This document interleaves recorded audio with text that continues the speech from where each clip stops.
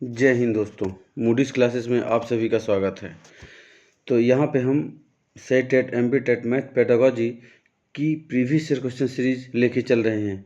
ये हमारा part number 11 है। आप सॉरी, क्या पार्ट नंबर 11 है।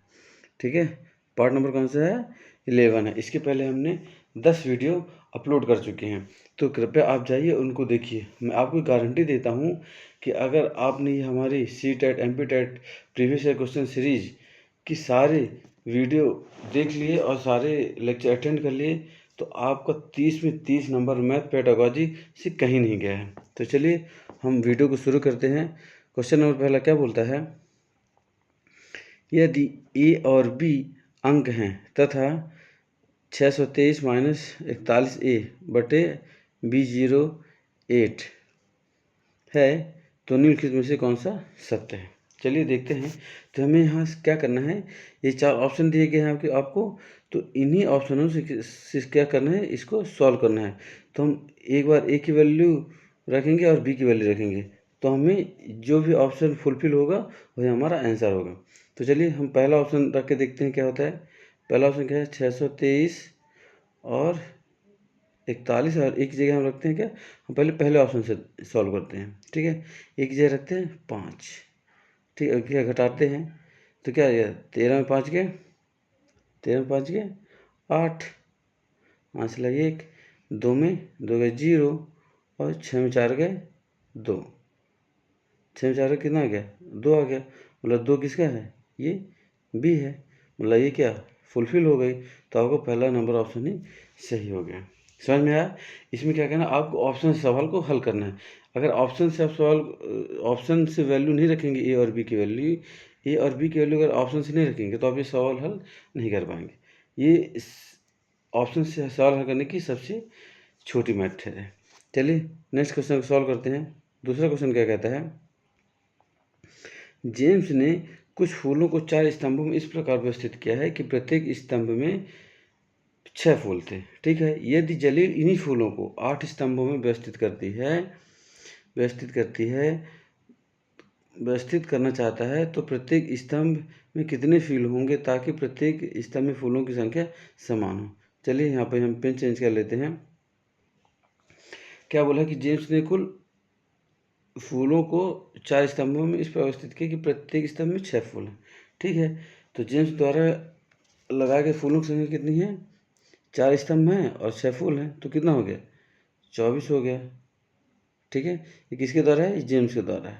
ठीक है, यदि जलील ने 8 स्तंभों में व्यवस्थित किया, अगर इन्हीं 24 फूलों की संख्या को जलील ने 8 स्तंभों पे, तो कितने स्तंभों में? 8 स्तंभों में, तो 8 का भाग दीजिए, तो 8 से 24 किया, तो प्रत्येक स्तंभ में फूलों की संख्या कितनी हो जाएगी? प्रत्येक स्तंभ में फूलों की संख्या कितनी हो जाएगी? 3 हो जाएगी। आपका ऑप्शन नंबर 3 राइट हो गया। चलिए नेक्स्ट क्वेश्चन देखते हैं क्या कहता है। 3 मित्र एक मिठाई की दुकान पर गए, जहां दुकानदार ने उन्हें 3 प्लेट में बड़े दिए। बड़ों की कुल संख्या क्या थी? 12 थी। प्लेटों में रखे इन बड़ों की संख्या को यदि उचित रूप से व्यवस्थित किया जाए तो 3 क्रमागत सम संख्याएं थी। एक प्लेट में रखे बड़ों की अधिकतम संख्या क्या थी? देखिए क्वेश्चन बहुत सिंपल है, लेकिन ये आपको घुमा दिया है। तो चलिए मैं इसको सॉल्व करता हूँ, आपको बहुत सिंपल तकनीक बताता हूँ। तो देखिए यहाँ पे क्या दिया गया है, बड़ों की कुल संख्या कितनी है? 12 है। ठीक है, तथा ये 3 क्रमागत सम संख्याओं के रूप में है। 3 क्रमागत संख्याओं के रूप में कैसे? मतलब 3 क्रमागत संख्या क्या आ जाएगी? 2, 4 और 6। ये 3 क्या हो गई? 3 क्रमागत ये सम संख्याएं हो गई। ठीक है, तो फिर क्या बोला है? तो बोला कि प्लेट में सम संख्याएं थी, तो एक प्लेट में बड़ों की अधिकतम संख्या कितनी है? तो एक प्लेट में अधिकतम बड़ों की संख्या कितनी होगी? 6, क्योंकि क्या 6 से बड़ी सम संख्या है। ठीक है, तो आपका ऑप्शन नंबर आ गया 4 राइट। क्या हो गया? 4 नंबर राइट हो गया, क्योंकि अधिकतम बड़ों की संख्या कितनी होगी? 6 होगी। ठीक है, समझ में आया? अगर आपको समझ में ना आया तो आप दोबारा वीडियो को पॉज करके बैक जाके देखिए। नेक्स्ट क्वेश्चन क्या कहता है? 3 कपों ए, बी और सी में समान माप के कंकड़ इस प्रकार रखे जा सकते हैं। ठीक है, ए में 4 कंकड़ रखे जाने की क्षमता, बी में 6 कंकड़ों को रखे जाने की क्षमता है और सी में 12 कंकड़ों को रख सकते हैं। ठीक है, तो ए में कितने कंकड़ सकते हैं? 4, बी में 6 और सी में 12। तो चलिए सॉल्व करते हैं क्वेश्चन को। आगे क्या बोला है कि किसी गड्ढे में भरने के लिए सी का उपयोग 2 बार करना पड़ता है। देखिए जैसे जैसे क्वेश्चन बोलता है आप क्वेश्चन को सॉल्व करते जाइए। तो देखिए सी का उपयोग 2 बार करना पड़ता है, मतलब सी में एक बार में कितने कंकड़ पड़ रहे हैं? 12 सी में 12 कंकड़ पड़ रहे हैं। तो ये क्या बोला है? 2 बार, तो कितने हो गया? 12 गुणे 2 बराबर कितना? 24। ठीक है, याद रखिएगा। तो सी का उपयोग 2 बार करना पड़ता है, मतलब कितना? 24 कंकड़ की क्षमता हो गई। ठीक है, मान लीजिए कि इस गड्ढे को केवल ए और बी के उपयोग से भरा जाना है, मतलब जो एक गड्ढा है उसको ए और बी के उपयोग से भरा जाना है।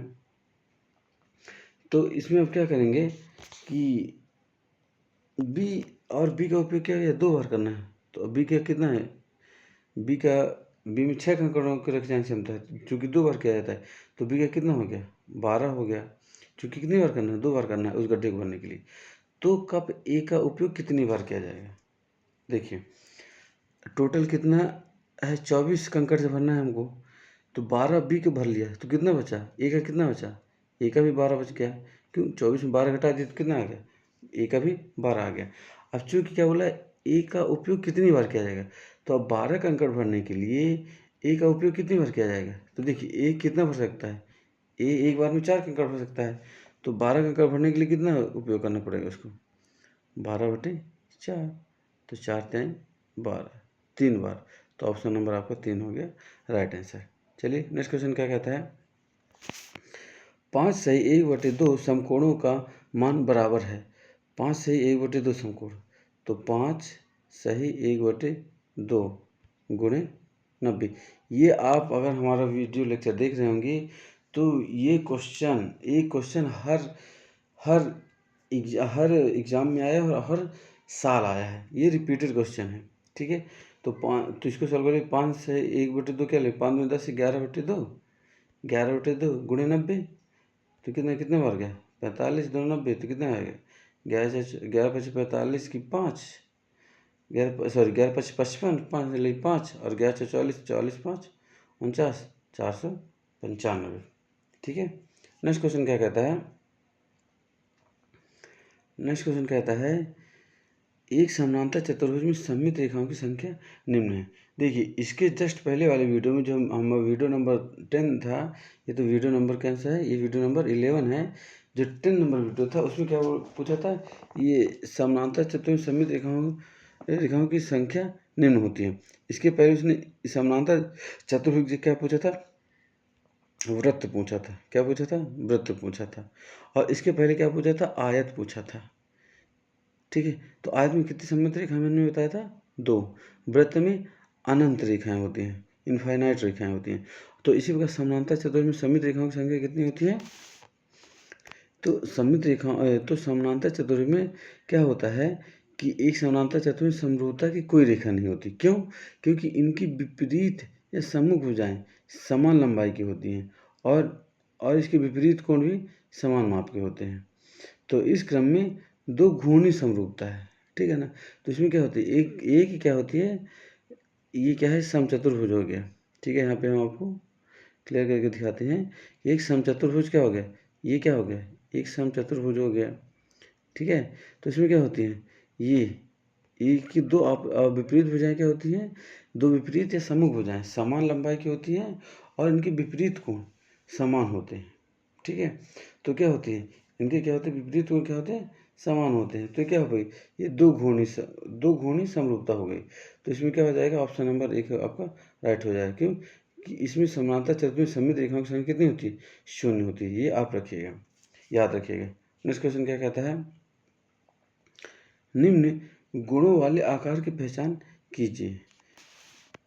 इस क्या बोलता है? इसकी 4 भुजाएं हैं, यह एक बंद आकृति है। और तीसरा बोलता है इसकी सम्मुख भुजाएं समानांतर, और चौथा क्या बोलते हैं? सभी कोण बराबर होते हैं। ठीक है, तो ये सभी चारों गुण किसमें होते हैं? ये सब चारों गुण किसमें होते हैं? ये चारों गुण होते हैं किसमें? आयत या वर्ग। और ऑप्शन नंबर 3 आएगा। देखिए ये एक क्या हो गया, वर्ग हो गया, और एक ही क्या हो गया, आयत हो गया। पहला क्या होता है, केवल आयत क्या होता है, इसकी 4 भुजाएं होती हैं, ठीक है, इसमें भी 4 भुजाएं, इसमें भी 4 भुजाएं। यह एक बंद आकृति, ये भी बंद आकृति, ये भी बंद आकृति। इसकी सम्मुख भुजाएं समानांतर होती हैं, बिल्कुल समानांतर होती हैं, सम्मुख भुजाएं समानांतर होती हैं।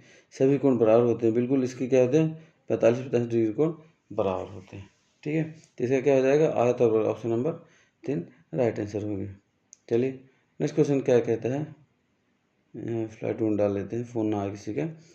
नेक्स्ट क्वेश्चन क्या कहते हैं, निम्नलिखित अक्षर धनराशि निरूपित करते हैं, ठीक है। यहाँ पे देखते हैं, निम्नलिखित अक्षर धनराशि निरूपित करते हैं। देखिए क्वेश्चन बड़ा है लेकिन बहुत ही सिंपल क्वेश्चन है। चलिए हम सॉल्व कर दिखाते हैं। देखिए ये ए की वैल्यू, ए कितने रुपए लिया है, 10, बी का 20, सी के पास 5 रुपये, डी के पास 2 रुपये, और ई के पास 0.5 पैसे, ठीक है, मतलब 0.5 रुपये। तो क्या बोला है, कौन सी संख्या 45.50 के बराबर नहीं है। तो ये कैसे सॉल्व होगा, ये ऑप्शन से सॉल्व होता है, तो हो सकता है। चलिए हम पहला ऑप्शन पकड़ते हैं। देखिए ए बराबर 4, तो किसको क्या लिख सकते हैं, 4,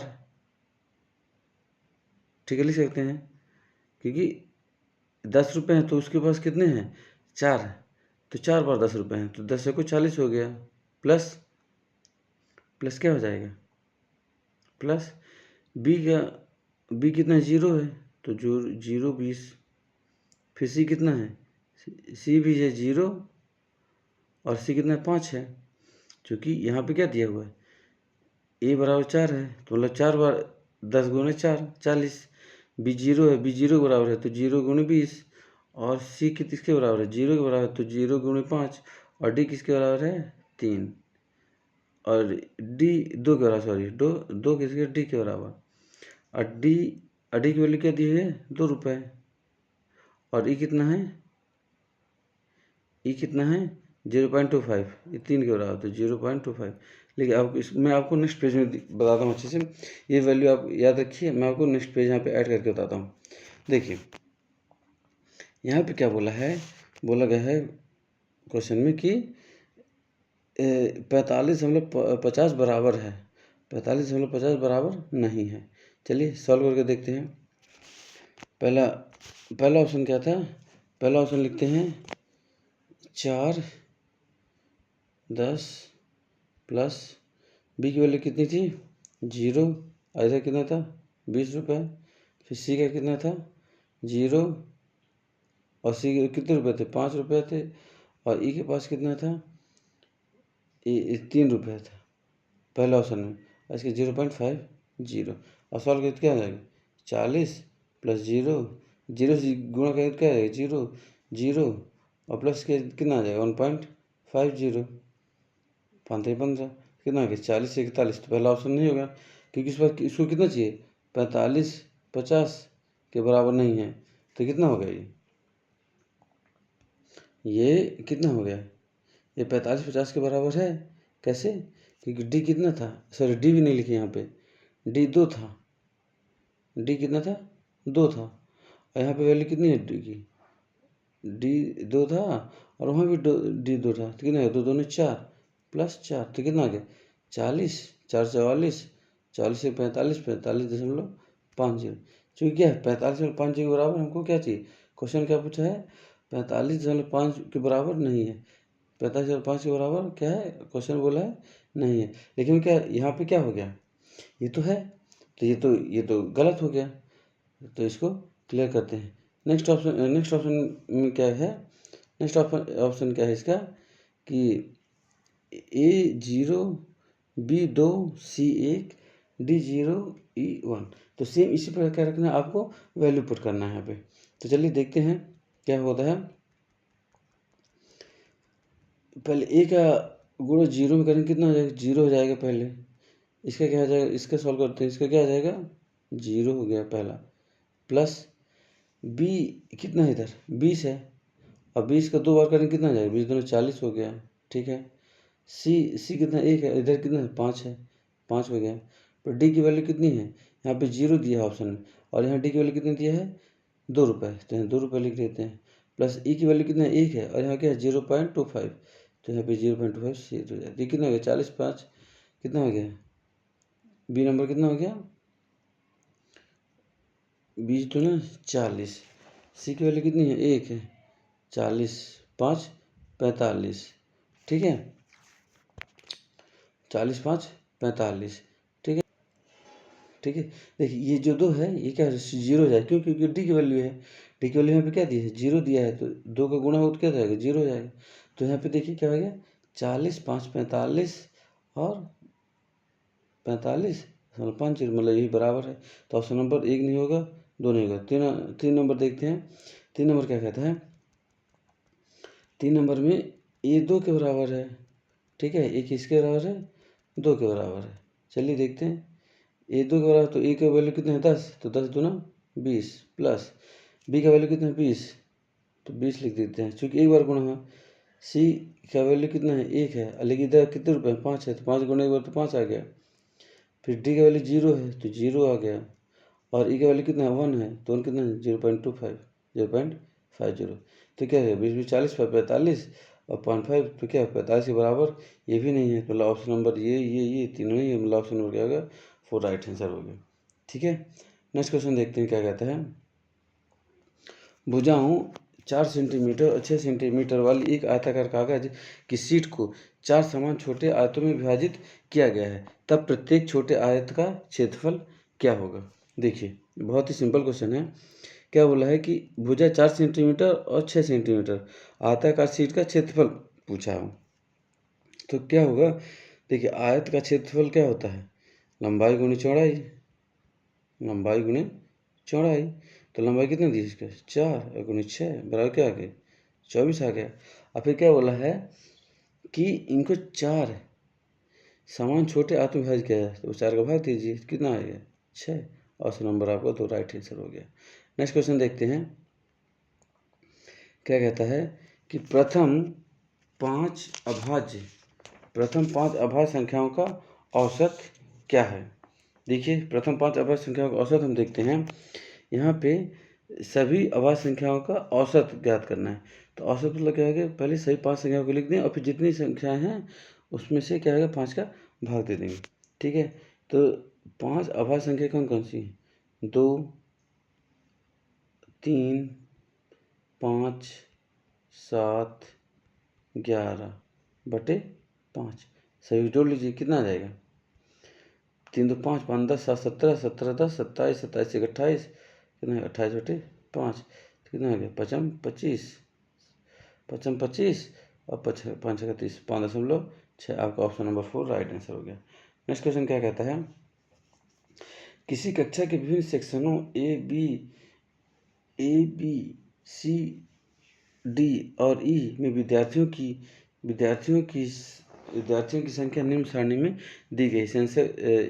ए सेक्शन हो गया और विद्यार्थियों की संख्या हो गई ए बी सी डी और ई में, ठीक है। क्या बोला सेंसर में सेक्शनों के किन युग्मों में विद्यार्थियों की संख्या का अंतर समान है, ठीक है। तो ये भी क्या किससे सॉल्व होगा, ऑप्शन से सॉल्व होगा। चलिए देखिए पहला ऑप्शन क्या कहते हैं, ए और सी, ए में कितने हैं 40 और सी में कितने हैं 42, तो इसमें कितने का अंतर हो गया, दोनों में 2 का अंतर हो गया। और डी और ई में कितना हो गया, डी में कितने हैं 32 और ई में कितने हैं 36, तो 32 और 36 कितने का अंतर 4 अंतर हो गया। क्या अंतर समान है, नहीं है, तो पहला ऑप्शन गलत हो गया। दूसरा ऑप्शन क्या कहता है, दूसरा ऑप्शन क्या कहता है ए बी और सी डी, तो ए बी कितना है देखिए, ए 40 है, ए अभी क्या है ए 40 है 43, तो 3 का अंतर, और क्या बोला है सी और डी कितना है 42 और 32 10 का अंतर, मतलब ये भी समान नहीं, मतलब ऑप्शन नंबर 2 भी ग्राउंड हो गया। ऑप्शन नंबर क्या होता है ए का कितना है 40 और ई का कितना है 36, तो कितने का अंतर है 4 का आ गया। और डी और ई में कितना, डी और ई में भी कितना हो गया, डी कितना है 32 और ई 36, तो कितने का अंतर है 4 का अंतर, मतलब ऑप्शन नंबर आपका 3 राइट हो गया, क्योंकि इसमें क्या है अंतर समान हो गया, ठीक है। नेक्स्ट क्वेश्चन क्या कहता है, नेक्स्ट क्वेश्चन कहता है कि शिक्षक एक तुला के दोनों पल्लों में रखने के लिए निम्नलिखित वस्तुएं देती हैं, ताकि पहली वस्तु पहले पढ़ने में तथा दूसरी वस्तु दूसरे पढ़ने में रहे। निम्नलिखित विकल्पों में से सही विकल्प चुनिए। जब पहला पल्ला नीचे रहता है, मतलब क्या, तराजू। आपने गया होगा सब्जी के मार्केट लेने में गए होंगे, तो आप किस में देता है, पल्ले में देता है, तराजू में देता है। तो क्या बोला क्वेश्चन क्या बोला कि दोनों पल्लों में रखने में वस्तुएं देती हैं ताकि पहली वस्तु पहले पल्ले में तथा दूसरी वस्तु दूसरे पल्ले में रहे। ठीक है, तो इसमें क्या करना है, सही विकल्प चुनना है। जब पहला पड़ा नीचे रहे, मतलब इसमें क्या है कि हमें तराजू के जो 2 पल्ले हैं उसमें पहला पड़ा नीचे रहना चाहिए। ठीक है, तो पहला ऑप्शन पढ़ के देखते हैं क्या है। पहला ऑप्शन क्या कहता है, एक नोटबुक सभी पुस्तकों के साथ स्कूल बैग। देखिए ये किस में रहेगी, पहले में रहेगी या दूसरे पढ़ने में रहेगी। ठीक है, एक नोटबुक पहले पढ़ने में रहेगी, ये क्या हो गया, ये 2 तराजू हो गए। ठीक है, ये पहला हो गया, ये दूसरा हो गया। तो पहले में अगर एक नोटबुक रख देंगे, इसमें सही वस्तुएं हो जाएंगी, तो क्या होगी, ये 2 बार 2 पल्ला क्या है, नीचे चला जाएगा। क्यों, क्योंकि सभी वस्तुएं रख देंगी। तो क्या होगा, पहला ऑप्शन आपका गलत हो गया। दूसरा क्या बोलता है, एक नोटबुक और एक चौक। पहले पढ़ने में आप एक नोटबुक रख दीजिए और एक चौक रख दीजिए, तो ये ऊपर चला गया। तो क्या बोला, पहला पढ़ला नीचे रहता है। सॉरी। तो आपका ऑप्शन नंबर 2 भी क्या हो गया, गलत हो गया। अब तीसरा क्या बोलता है, एक ज्यामिति बॉक्स और 5 पुस्तकें। देखिए क्या बोला है कि एक नोट पहले पढ़ने में तथा दूसरे पढ़ने में एक चौक। तो सर पहला पढ़ना, अच्छा हाँ, क्या बोला, पहला पढ़ा नीचे रहेगा। तो सॉरी, ऑप्शन नंबर 2 ही सही होगा। क्यों, देखिए एक नोटबुक पहले पढ़ने में रखेगा, एक नोटबुक यहाँ रखेगा और एक चाक यहाँ रखेगा, तो नोटबुक क्या होगी, ज़्यादा भारी, तो वो तो नीचे हो जाएगी। तो क्या होगा, पहला पढ़ना नीचे ही पूछा उसने, इसलिए ऑप्शन नंबर 2 आपका राइट हो गया। क्षमा करिएगा, थोड़ा सा मिस्टेक हो गई थी। तो यहाँ पे ऑप्शन नंबर आपका 2 सही हो जाएगा। चलिए नेक्स्ट क्वेश्चन देखते हैं। निम्नलिखित पैटर्न में अगली 2 प्रविष्टियों की पहचान कीजिए। ठीक है, तो अगले पैटर्न में क्या आता है, यहाँ पे देख लेते हैं। क्या दुआ है, 1 2 3 F, 1 2 3 F फिर क्या आ जाएगा, 5 6 7 E, 9 10, 9 10 के बाद क्या आ जाएगा, 11 आ जाएगा। 11 कितनी जगह है, सिर्फ एक ही जगह है, यहाँ नहीं है, यहाँ नहीं है, यहाँ नहीं है। अब ऑप्शन नंबर 1 राइट हो। ठीक है, तो हम इस तरह से क्या कर सकते हैं, सॉल्व कर सकते हैं। ठीक है, तो ऑप्शन नंबर आपका 1 राइट हो गया। ये क्या रीजनिंग टाइप से एक क्वेश्चन है। नेक्स्ट क्वेश्चन क्या कहता है, किन्हीं 2 प्राकृतिक संख्याओं का कुल योगफल एक प्राकृतिक संख्या है, प्राकृतिक संख्याओं के इस गुण को किस रूप में जाना जाता है। तो प्राकृतिक संख्या के इस गुण को संवरक गुण के रूप में जाना जाता है। ऑप्शन नंबर 1 आपका राइट होगा। ये एक प्रकार से क्या है, परिभाषा है, क्या है कि किन्हीं 2 प्राकृतिक संख्याओं का कुल योगफल एक प्राकृतिक संख्या है। हमने सारे लेक्चर देखे हैं, तो हमने कई कक्षाओं में ऐसे प्रश्न पूछे गए हैं जो सीधे सीधे परिभाषा के रूप में आपसे डिफिनेशन के रूप में पूछे जा रहे हैं। तो प्राकृतिक संख्याओं में जो यह गुण होता है, ये संवरक गुण के नाम से जाना जाता है। ठीक है, नेक्स्ट क्वेश्चन क्या कहता है, राष्ट्रीय पाठ्यचर्या 2005 के अनुसार बच्चे गणित में आनंद लें, इसके लिए क्या करना चाहिए। राष्ट्रीय पाठ्यचर्या 2005 के अनुसार क्या होता है, पहला ऑप्शन क्या बोलता है, प्रत्येक पाठ में अभ्यास के लिए अतिरिक्त प्रश्न सम्मिलित करना चाहिए।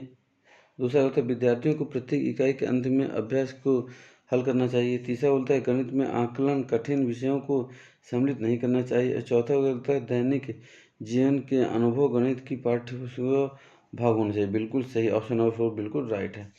क्योंकि विद्यार्थियों के दैनिक जीवन में अगर आप गणित की पाठ्य पुस्तक को डाल देंगे, तो उनको गणित को समझना, बच्चों को समझना आसान होगी, बच्चों को गणित को समझना आसान होगा और बच्चे गणित में आनंद ले सकेंगे, वो बोर नहीं होंगे। चलिए नेक्स्ट क्वेश्चन देखते हैं। बोलता है श्रुषि रूही प्राथमिक कक्षा की गणित शिक्षिका ने अपने विद्यार्थियों को दी गई समस्याओं को हल करने के बाद उसके उत्तरों को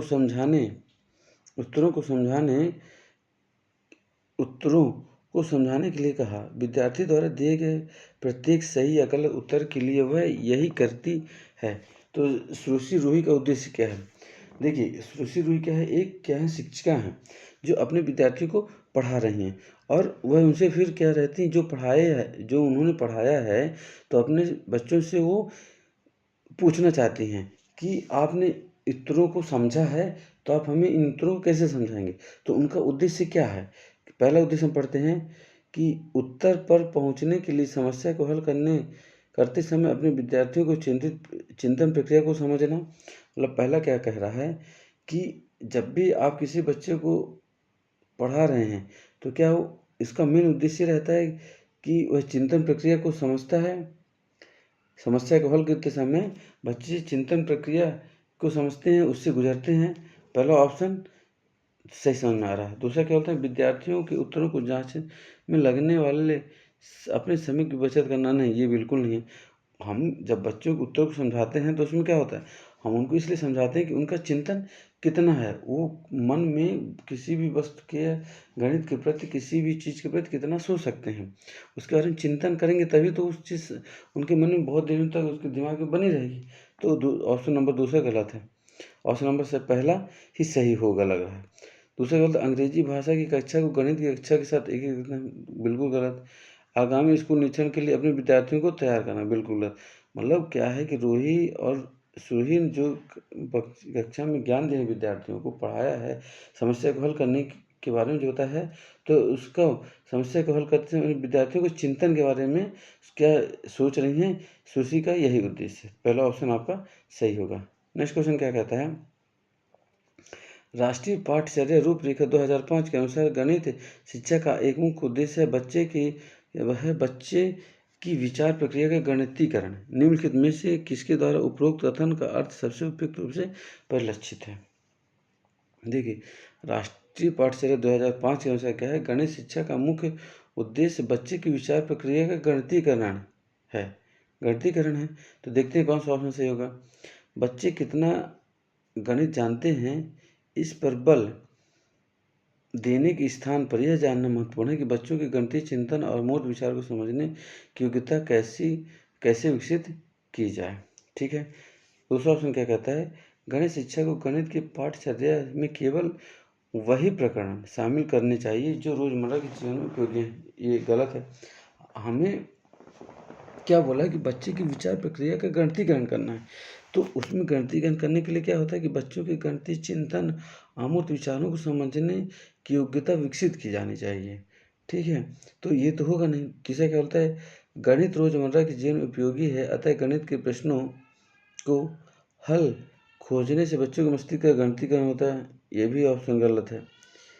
क्यों? क्योंकि सिर्फ आप गणित के प्रश्नों को हल कर लेने से आपके गणितीकरण, बच्चों के विचार की प्रक्रिया में तर्क शक्ति नहीं बढ़ेगी। चौथा क्या होता है, गणित के विभिन्न प्रश्नों के हल कैसे खोजे जाएं यह जानना महत्वपूर्ण है, इसलिए गणित की पाठ्यचर्या में अधिकतम प्रकरण टॉपिक शामिल करते हैं। ये भी गलत है। आपका ऑप्शन नंबर 1 सही है। क्योंकि इसमें क्या होता है, बच्चों के इस पर बल देने के स्थान पर जानना महत्वपूर्ण है कि बच्चों के गणितीय चिंतन और अमूर्त विचारों को समझने की योग्यता कैसे विकसित की जाए। राष्ट्रीय पाठ्यचर्या 2005 की रूपरेखा का यही महत्व है। नेक्स्ट क्वेश्चन क्या कहता है, एक बालिका ने भिन्नों के योग पर एक सवाल को हल किया। इस प्रकार से हल किया कि 1/2 + 1/3 = 2/5। निम्न में से कौन सा कथन इस संदर्भ में सबसे कम उपयुक्त है? ठीक है, मतलब इसने ऐसा सवाल हल किया, तो ये तो सवाल क्या है, ये गलत है। तो इसमें इस संदर्भ में सबसे कम उपयुक्त कौन सा है इस सवाल को हल करने में? पहला देखते हैं, बालिका दो भिन्नों के योग के कलनविद के बारे में नहीं जानती, बिल्कुल गलत। बालिका लघुत्तम एलसीएम के, यहाँ पे अगर आपसे योग ही नहीं आएगा तो लघुत्तम तो बहुत दूर की बात है, ये भी नहीं होगा। बालिका समतुल्य भिन्नों के बारे में जानती है, यहाँ पे समतुल्य की बात ही नहीं की गई है, ये भी ऑप्शन गलत। बालिका संख्याओं के योग के बारे में नहीं जानती, बिल्कुल सही। मतलब बालिका को यहाँ पे क्या है, इसके योग के बारे में ही उसे क्या है, ज्ञान नहीं है, इसलिए बच्ची क्या है, इसको क्वेश्चन को गलत कर दी। तो इस संदर्भ में सबसे का उपयुक्त कौन सा है, ये है, बालिका संख्याओं के योग के बारे में नहीं जानती। ठीक है, क्यों? क्योंकि भिन्नों का योग करने से पहले उनके हरों को समान करना होता है, जो हरों का एलसीएम निकाल कर किया जाता है। ठीक है, तो जब तक वो एलसीएम नहीं करेगी तब तक सॉल्व हल नहीं होगा। तो मतलब सबसे कम उपयुक्त क्या है, मतलब ये बालिका संख्याओं के योग के बारे में नहीं जानती। नेक्स्ट क्वेश्चन क्या कहता है, प्राथमिक कक्षा की गणित की एक शिक्षिका के रूप में निम्नलिखित में से कौन से उदाहरण को आप विद्यार्थियों की गणितीय निरूपण की क्षमता को आंकने के लिए सर्वाधिक उपयुक्त मानेंगे? ठीक है, इसमें क्या है कि गणितीय निरूपण की क्षमता को आंकने की सबसे महत्वपूर्ण उपयुक्त कौन से मानेंगे? ठीक है, चलिए देखते हैं ऑप्शन क्या बोलता है। पहला ऑप्शन क्या कहता है, संख्याओं को निरूपित करने के लिए अंकों का उपयोग करने की क्षमता। बिल्कुल सही, मतलब संख्याओं को निरूपित करना है, मतलब हमें संख्याओं के रूप में लिखना है तो हमें अंकों को जानना जरूरी है। पहला बिल्कुल सही है। दूसरा, बारंबारता बटन को निरूपित करने के लिए आए चित्र। देखिए, प्राथमिक शिक्षक के बच्चों के लिए बहुत ये बारंबारता बहुत कठिन हो जाएगी, तो ऑप्शन नंबर 2 गलत है।